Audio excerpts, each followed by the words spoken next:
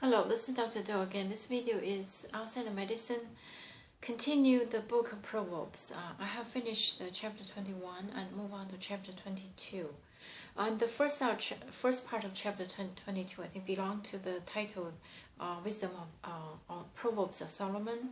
And the second part of the chapter 22, there's a title said Sayings of the Wise. So I think I assume these are still Solomon's, but specifically the Proverbs of this part is about the wisdom and the wise. It's still from Solomon. Because at the beginning of this book said these are the wisdoms of Solomon. So I'm going to read first chapter 22. A good man is more desirable than great riches. To be esteemed is better than silver or gold. Rich and poor have this in common. The Lord is the maker of them all. A prudent man sees danger and takes refuge, but the simple keeps going and baffles for it. Humility and the fear of the Lord brings wealth and honor to life. In the paths of the wicked lie thorns and snares, but he who guards his soul stays far from them. Train a child in the way he should go, and when he is old he will not turn from it. The rich rule over the poor, and the borrower is servant to the lender. He who sows wickedness reaps trouble, and the rod of his fury will be destroyed. A generous man will himself be blessed, for he shares his food with the poor. Drive out the mocker, and out goes strife. Quarrels and insults are ended.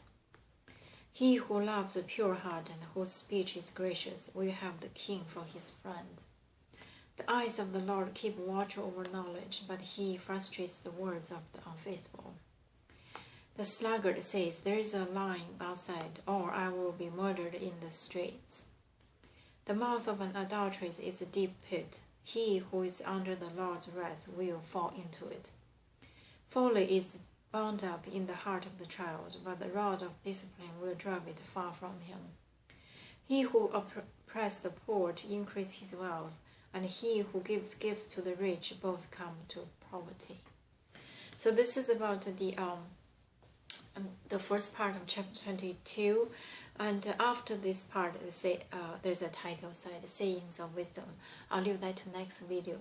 So basically, this is talk about the wisdom of life. Again, the Proverbs, so how living a good, blameless life in the eyes of God.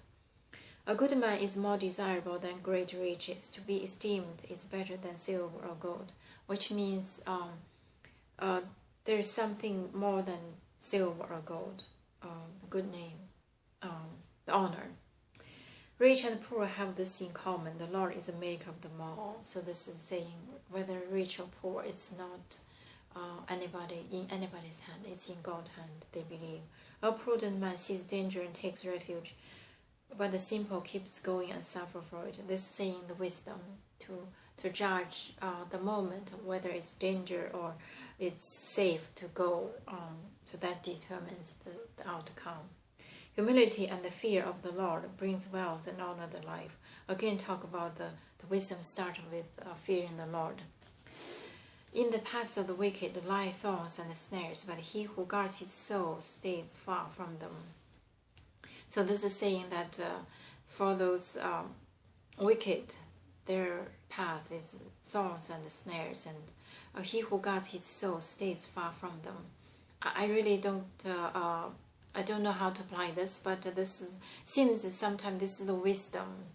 If you want to have a straight path, then probably guard the soul and also to fear the Lord with humility. I think that's probably what he's saying. But in real life, the wicked lies thorns and snares, and he who guards his soul stay far from them. So this is saying when you choose a friend, do not choose the wicked, I guess. In real life, a lot of schematic plot, really. Wayne probably, according to this, is temporary. But anyway, train a child in the way he should go, and when he's old, he will not turn from it.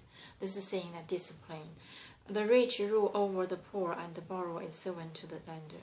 This is the reality actually. And later I think I mentioned he who loves the pure. There's a saying about this poor and rich. We'll come back to this. He who sows wickedness reaps trouble, and the wrath of his fury will be destroyed. This saying that be righteous instead of wicked. The judgment of righteous and wicked, I think, in the a standard in the eyes of God. A generous man will himself be blessed, for he shares his food with poor. So this is about poor and rich. For those rich men, they rule over the poor, but they share with the poor. I don't know how. I mean, this is from just the individually verses to explain. I think in terms of life, practical, it needs wisdom. I think I still. Drive out the mocker, and out goes strife. Quarrels and insults are ended. This means the mockers are the trouble of the world. That's true, and that's real. He who loves a pure heart and whose speech is gracious will have the king for his friend. So, talking about those pure hearts, speech is gracious, and the king will be his friend. The eyes of the Lord keep watch over knowledge, but he frustrates the words of the unfaithful. The knowledge and faithful, unfaithful. I think this is just saying that you have knowledge and do not give up. Continue to learn your knowledge and be faithful. I think to the God they believe. I think this is probably referring to. A sluggard says there is a lion outside and I will be murdered in the streets. This is to talk about the fear. I think that's really, it's real a lot of times because we do not know the future and fear to go wrong way. So that's probably sometimes is need wisdom to make decision. The mouth of an adultery is a deep pit. He who is under the Lord's wrath will fall into. This is saying about the mistakes like David and Bathsheba, for example. It's not his, it's Lord. I think the God they believe sent that Bathsheba in front of his eyes, bathing under the sun in the afternoon, and he saw it. I think this is to say this is not blaming David. It's because the God sent that the wrath for him. Folly is bound up in hearts of a child, but the rod of discipline will drive it far from it. This is saying that discipline. He who oppresses the poor to increase his wealth, and he who gives gifts to the rich, both comes to work poverty. So in this part, what I just read, the three part talk about the poor. First of all, for the rich always rule over the poor, and also the borrower also serve the lender. And also said the generous man, if you're rich, you're going to be blessed if you share with the poor. And this here says that he who oppresses the poor to increase his wealth. And this is saying that those rich people, if they oppress the poor to get rich, even though they probably rule over the poor, but still it's not good in the eyes of God. And who gives to rich, both come to poverty. This is saying the real life, how to living in the life and around the rich and poor. I think in general the principle is show your passion, share with those poor. That's for the rich people. If they are rich, they should share with the poor. I think that's the idea. I'm going to stop here and hope that you can read, interpret in your own way. Thank you for watching. I'll see you next time.